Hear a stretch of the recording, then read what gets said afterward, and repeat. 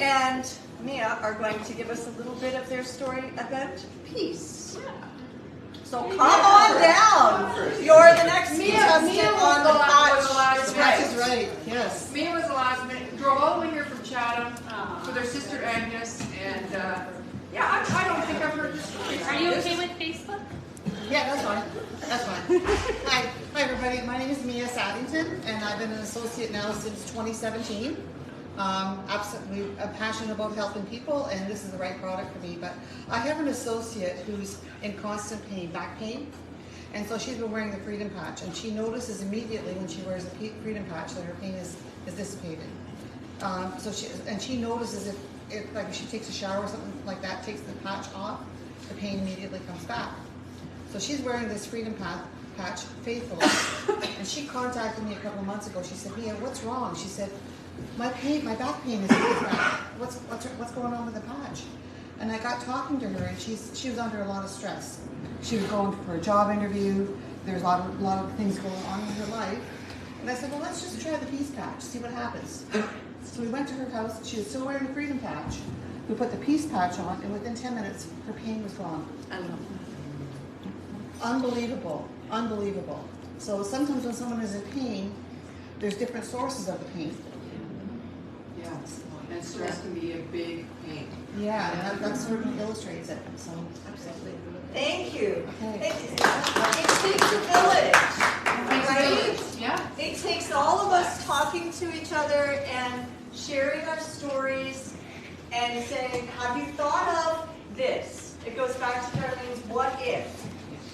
What if that Liberty Patch or that Freedom Patch is working differently because something else has changed? And I had to ask Marlene some different questions. And going back to Darlene's point, listen to what their concerns are, and based on her concerns, I recommended the Peace Patch. So. Yeah. Awesome. And you know, anybody that's not balanced, for whatever reason, anxiety, big piece, you know, there isn't one of us in this room that couldn't use more peace, I venture to say.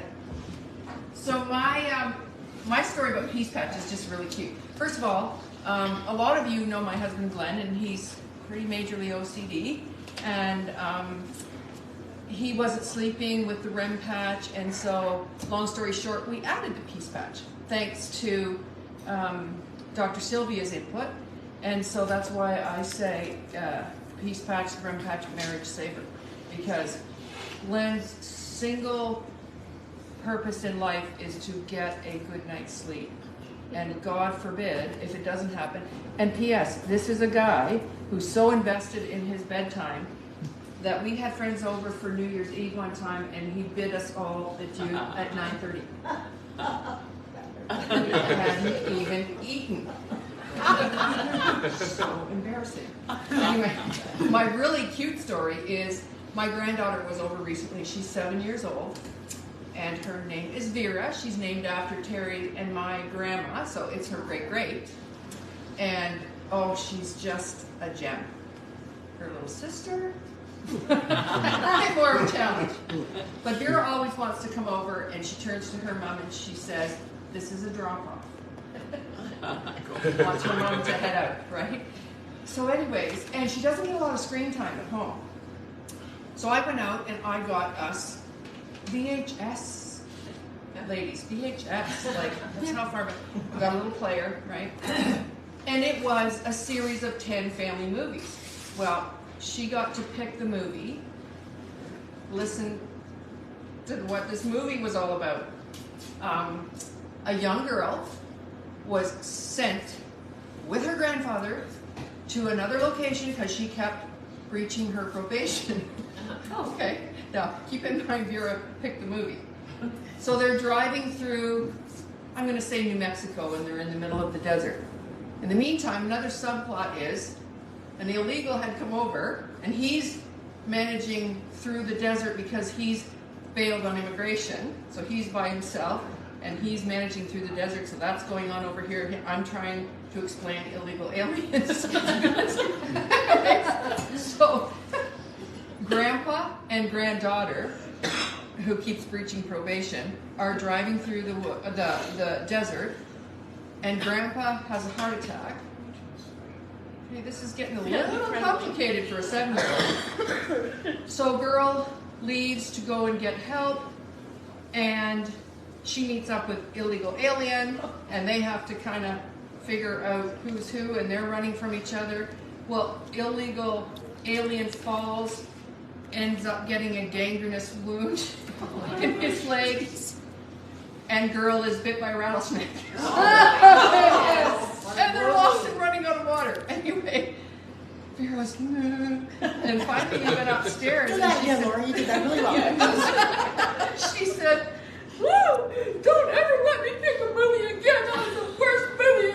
I thought, all I could think of is, oh my goodness, her mother's going to find out that we had screen time and that this family movie. And, by the way, it was like a movie that looked like it was colorized. So it was way back. I never dreamed there would be this many awful things happening. Right? And so. But you got to remember, it happened in VHS time.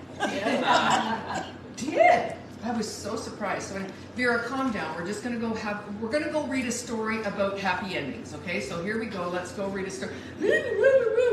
I said, well, we have to believe that, you go through difficulties, and I'm waxing eloquent to her.